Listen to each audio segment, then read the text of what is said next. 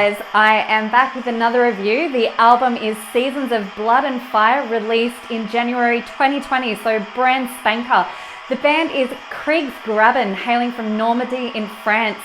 Season of Blood and Fire is the band's debut release, and it has to be said that this is complete devastation, war and tragedy wrapped up in one intensely action-packed 8 tracks, I guess you could call it. Honestly, as I listened to this album, it took me on a journey through the great wars of Europe. And if you are familiar with the history of war books, this album felt like an adaptation of a documentary war novel such as D-Day. Because of the music and the lyrics, it just translates the stories of those who survived and the transcripts of those who didn't. The production of this album is very lo-fi, completely murky, which gives it a very foreboding and threatening ambience. The vocals are obtruse. They're so abrupt, and it has a bit of modulated volume going on with it, so it's quite interesting, and yet it still maintains the essence of the very militant and aggressive delivery, adding to the overall sounds of annihilation that you will certainly feel throughout this album. Okay, I've got a lot to say about this album, so I'm just going to rip into it. Infernal Machine, I gravitated to this track so much. What an imposing and threatening track this is, with the wrath of the machine, so to speak. While I was listening to this one, I had imagery in my head of an impressive procession of army tanks pushing their way down a city full of rubble in the rain and gloom, and then the vocals hit me.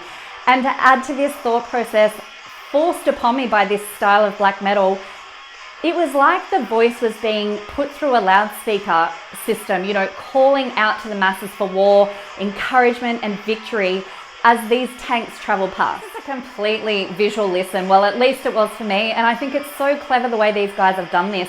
The ambience of it all just puts you right there, right in the middle of the destruction, the death, and the thought process that this created is literally carried through the entire album, hence why I did liken it to that of a war novel.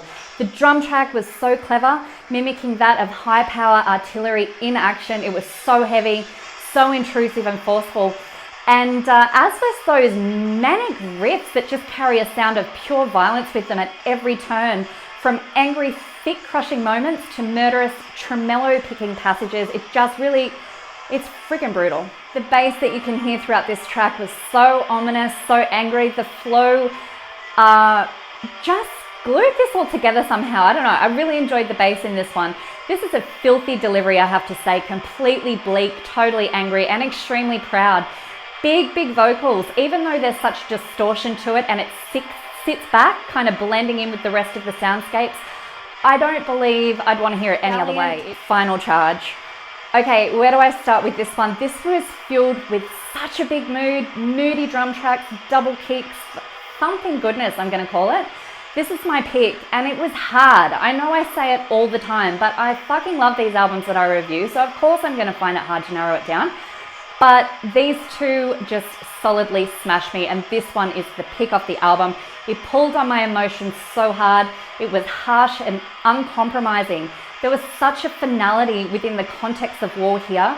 There is nothing nice about this track, and while it did give my heart a thorough tug, it still maintains the damaging ambience. And this is the final charge, you know, the end of it. And for some of those, it was the end in the battle. As brutal and savage as this one feels, it's actually a very sad song, and if you were listening to this completely ignorant of what this album is about and what this song is about in particular, then that could be missed, so please do go and read the lyrics. And then you'll understand it and you can piece it all together. The way they've layered this guitar solo and the pattern over the top of the militant sounds of this track was just so stunning, and it really made me reflect on our history, and it conjured up a lot of emotion and thought process listening to this song. And I don't know, it really fucking moved me. Gallant Final Charge turns to complete chaos toward the end. It just feels situational to the theme, the fear, the adrenaline, the battle. It's violent, it's crazed, and this track musically goes through the motions, preparing yourself for what you're about to face, the moment you're in it, and then dying. So obviously I've had a lot to say about this album, guys. I'm sorry for being such a motor mouth, but I can't fault anything with this. The riffs are mean and nasty, just how I know so many of you love it. The beats are familiar to black metal blasts with hectic of creative, rhythmic and pulsing sounds to it as well. They just mix it up so well with the right level of melodicism to evoke emotion to match the themes of this album while keeping it very aligned to the tempo of it all. It's such a great listen. You know, it's like a story of the hunt for blood and power. There's two sides of the story, the victor and the victim, but they're of the one coin. So very well put together, very interesting lyrics, and overall absolutely fantastic album. Seasons of Blood and Fire, it's on Bandcamp. You can also follow Craig's Grabbin on Bandcamp as well. So if you guys are watching this to the band, thank you so much for this album. It was absolutely fantastic how you've mixed, you know, the history of war and put it together in an absolutely fantastic black metal delivery. I'm Kelly T. This has been my Albums of the Week.